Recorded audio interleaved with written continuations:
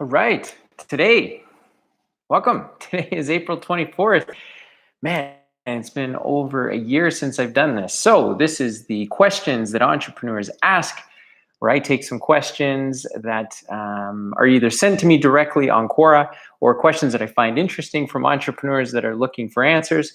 So, depending on the amount of time it takes, I like to usually knock off one, two, or maybe even three questions. And so, let's get started. First question today. Let's see here. Who asked this question? The question is, what should one do instead of closing a business if you are making a loss? That's interesting because not even sure that's grammatically correct. But anyway, that's a pretty important question, I think. And my experience is that I've dealt a lot with that, businesses that are in trouble, and that's kind of my history and sort of my thing. So what do you do instead of closing your business if you're making a loss? Well, the first thing you got to do, absolutely 100%, is you got to figure out, why are you losing money? Sometimes you lose money because you've lost customers. Sometimes you lose money because the market changes. But the truth is, most businesses are losing money because if they've just started, they generally don't know how they made money in the first place. They may have had a really great idea. That great idea might have led to some customers and to some excitement and to them registering their corporate name and doing a bunch of marketing and being successful. But at some point, when a business gets going and it gets outside of the hands of the entrepreneur that started it, it tends to get to a place where it crashes, or it reaches a critical moment where if you don't have a handle on what's going on in the business, then you might be forced to close it. Now, typically when a question like that is asked, let me just make sure. What should one do instead of closing a business if you are making a loss? So it's the easiest answer in the world to say, let's just close the business. But the fact that this particular individual is saying, what should I do instead of closing my business, maybe means that panic or fear has struck this particular individual, or maybe some anxiety or some stress that goes along with a business that isn't succeeding. And they know they don't want to close the business, but maybe they don't have the people in their life, or they don't have the conversation pieces available to them through other people that can help them work through it. So here's what you do for business taking loss. First of all, you got to figure out why your business is losing money. Do you know how to make money in the first place? If you know how to make money in the first place, then what has changed? Is the price dropping? Is the market changing? Or do you maybe just have too many expenses that your business is running, and so therefore you're now in a position where you got to make a loss? So typically what I do is I'll take out a fresh sheet of paper and I'll say to an entrepreneur, I'll say, just explain this to me as if I know nothing at all about business. Explain to me how you make money. And then as the entrepreneur begins to articulate that, then it starts to become obvious where maybe some of the wobbly pieces might be. And again, assuming that the market is going to be the market, there's nothing that you can really do about that. And assuming your competitors are your competitors, and there are competitive forces that are changing either the price or how you deliver your product or your service. And the only other thing you got to do is look at your business and go, okay, what can we pull away from the business? What can we cut? How can we make sure that our costs, that we are not paying more than we have to be able to run this particular business? And it's surprising how that can lead to some interesting conversations. For example, I sat with a fella a couple weeks ago, and he runs a commercial painting business.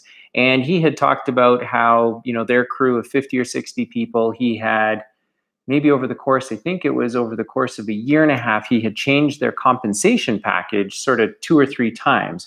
He went from putting them on payroll to making them subcontractors to paying them hourly to then paying them based on piecework or them being able to only get a fixed amount of money for the job that they were doing.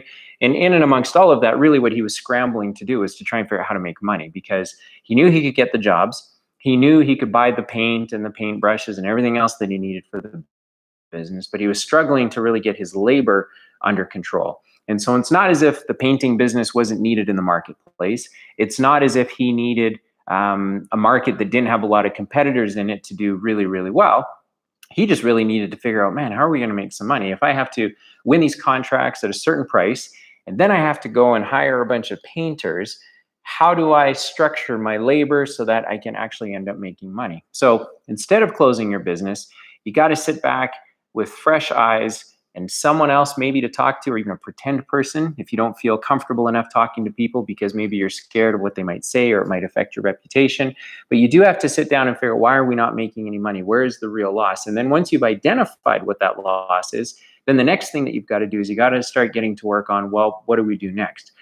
In the case of this commercial painter, what he had decided to do is he decided to say, look, instead of taking on every job that I've been taking on over the last year, because we're having trouble, I'm only going to take on the jobs that are kind of in our sweet spot. So I'm not going to take $10,000 jobs.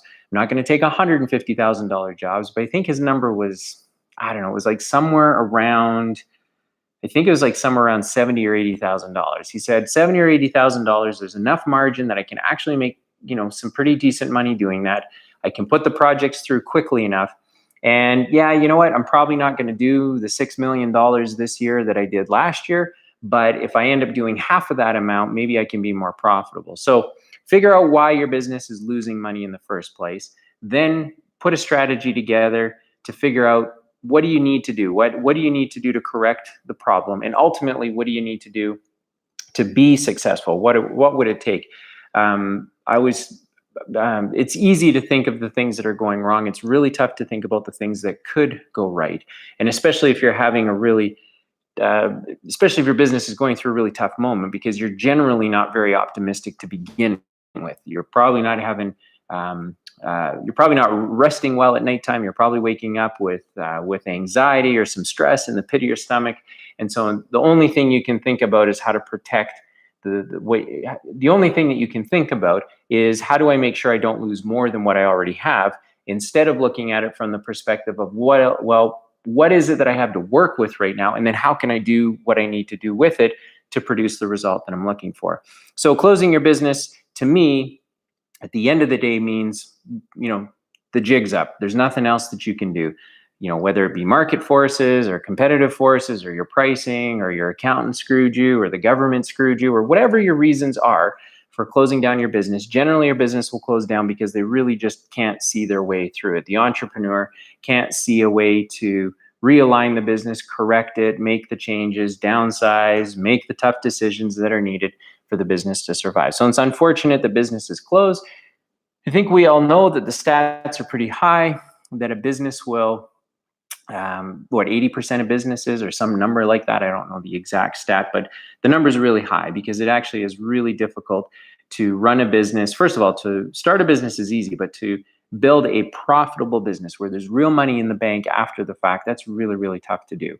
And as you start a business and get building it and putting the wheels on it as you go, you can lose sight of, how are we making money? Are we actually making money? What does all of that look like? And so closing a business kind of becomes that critical moment that any successful entrepreneur has to find a way through, and 80% of them don't. So what should one do? Instead of closing a business if you're making a loss, figure out why your business is losing money, and then figure out what it takes to turn that around and be prepared to make the hard decisions. So hopefully you find that helpful. Okay, let's move along to the next question. What is the biggest problem of small business owners related to growing their businesses?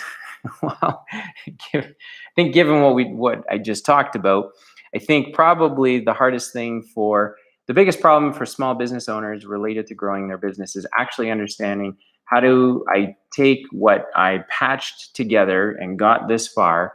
How do I now scale that? And how do I do that in maybe a more methodical, less haphazard way? And it's difficult to know how to grow your business if you don't really know how your business makes money in the first place, what the catalyst is for it, and what do you need to be able to control. So the simplest thing most small business owners will do is say, well, we just got to sell more.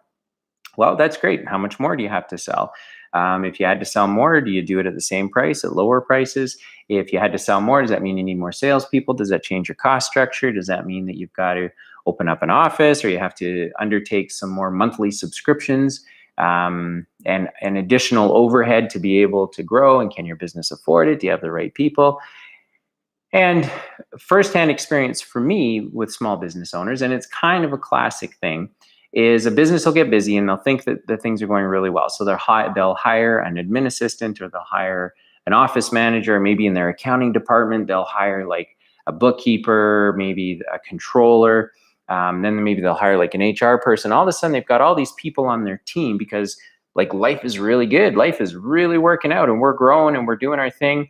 But no, the entrepreneur doesn't stop to think for a minute, wait a minute, do I actually need all these people? Is all of this overhead really necessary? And entrepreneurs will often misread the signs and they'll say, just because we're busy doesn't necessarily mean that we're profitable, in which case it doesn't necessarily mean that we should be growing. Now, I know that can sound ridiculous unless you're an entrepreneur that's had to go through that moment of cutting back all of those expenses that you took on in anticipation of growing. And so the biggest problem that small business owners face related to growing their business is actually not understanding enough about what is required to grow their business. Kind of another classic line is entrepreneurs will say, well, I just need more cash. Like, I just need an investor. You know, if an investor came along and an investor put like, I don't know, a bunch of money into my business, I could do so much with it. And assuming that that is 100% true, the next question that follows is, okay, so if you had all that money, what would you do with it? Well, we would, we'd market more. We would have more online marketing ads running, or we would hire salespeople and pay them salaries, or we could get some of that stuff that we need for our business that allows us to do the thing that we do.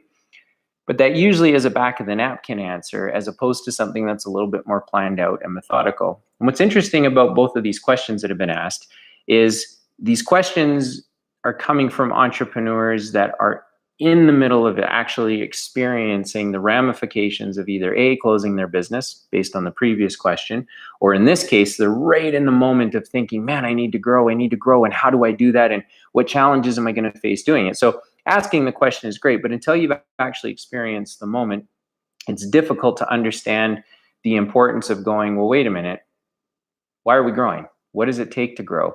If we're growing, are we doing that to be the leader in our marketplace? Are we doing that to slaughter our competition?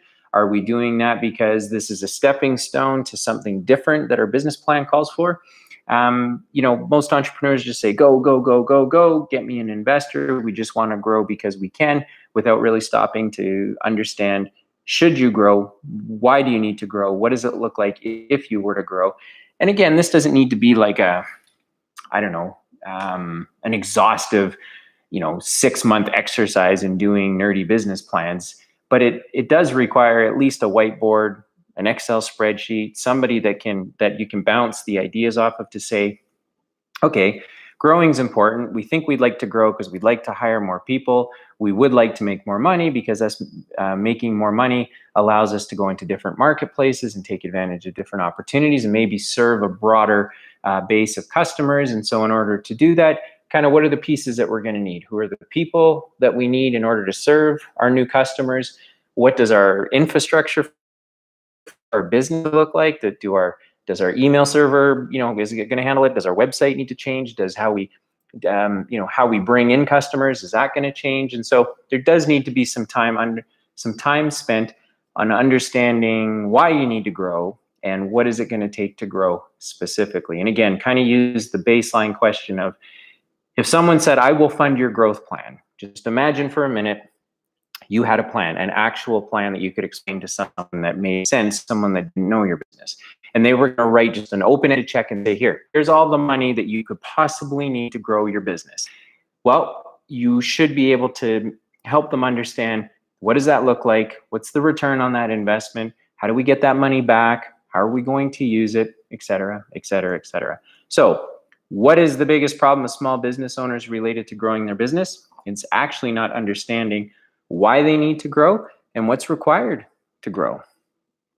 All right, coming up on 15 minutes here. Let me see if I can sneak one more in.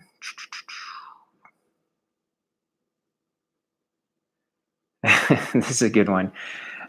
What is the difference between a good idea and success? And I got one word for that: execution. And I'm a victim of this myself. I've been bouncing around my own business for a couple of decades. And I think I've got great ideas all the time. And I think most entrepreneurs suffer from having great ideas along with chasing shiny things, but that's a whole different question. So the great ideas versus success really is just one word, and it's execution. Execution is really, really, really hard to do. A lot of entrepreneurs talk a good game about being able to execute. A lot of good entrepreneurs can sit around and come up with these wonderful ideas and these dreams and these visions, but really what separates the top 1% from the other 99% is execution. Ideas are pretty easy to come by. There's nothing terribly unique about a good idea. In fact, there's that old saying in the venture capital community where an entrepreneur will say, "Hey, I've got this really good idea, but I need you to sign this NDA, this non-disclosure agreement, because I don't want anyone else to know." Well, venture capitalists hear ideas all day long for their entire career. There isn't an idea that they haven't heard, that someone else hasn't brought to them, that someone else hasn't brought into them. So the idea itself is not valuable. What makes that idea successful is the ability to execute on it, to be able to take it from something that's just a notion or a thought and actually turn it into something that is impacting people's lives and the world around them. So that was a pretty easy one, I think, to tie off the end of our time here together on my first kind of live stream questions that entrepreneurs ask for 2019. So hopefully I can get one of these out once a week. I do turn these into podcasts, so if you're not subscribed to the podcast, make sure that you check that out. And I am on Quora, so I pick these questions right off of Quora. Some of them are sent to me directly. Some of them I just see in the stream, and I enjoy looking at the other answers that people have given. So this has been pretty rad. Thanks for hanging out, and I'll see you on the next stream.